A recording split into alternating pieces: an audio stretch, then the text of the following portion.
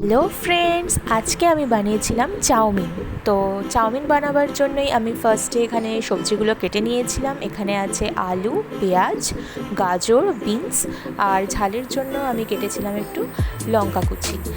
তারপরে আমি গ্যাস জ্বালিয়ে নিয়েছিলাম আর তাতে আমি বসিয়ে দিয়েছিলাম চাউমিনগুলো সেদ্ধ হওয়ার জন্য। আর তাতে দিয়ে দিয়েছিলাম অল্প একটু সাদা তেল, যাতে সেদ্ধ হয়ে যাওয়ার পর চাউমিনগুলো একটার সাথে একটা না লেগে যায়। তারপরে আমি এখানে সবজিগুলোকে ভালো করে ধুয়ে জল ঝরাতে দিয়ে দিয়েছিলাম। এরই মধ্যে চাউমিনটাও সেদ্ধ হয়ে এসেছে।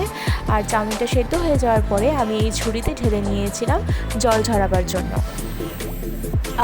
তারপর কড়াইতে তেল গরম হয়ে যাওয়ার পরেই আমি ওই জল ঝরিয়ে রাখা সবজিগুলো দিয়ে দিয়েছিলাম। তারপরে একটু ভালো করে নেড়ে চেড়ে আমি দিয়ে দিয়েছিলাম অল্প একটুখানি নুন আর অল্প একটুখানি হলুদ।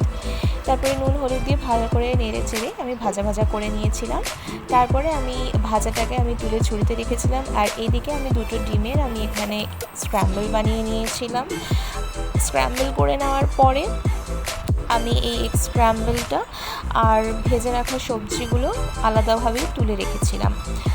তারপরে আমি আবার কড়াইতে অল্প একটুখানি তেল দিয়ে সেটা গরম হয়ে আসার পরে জল ঝরিয়ে রাখা চাউমিনগুলো, তারপরে তার সাথে সেই ভেজে রাখা সবজি আর এগ স্ক্র্যাম্বলগুলো সমস্ত কিছু দিয়ে ভালো করে নেড়ে চেড়ে আর অল্প তাতে দিয়ে দিয়েছিলাম স্বাদ মতো নুন আর দিয়েছিলাম গোলমরিচ গুঁড়ো।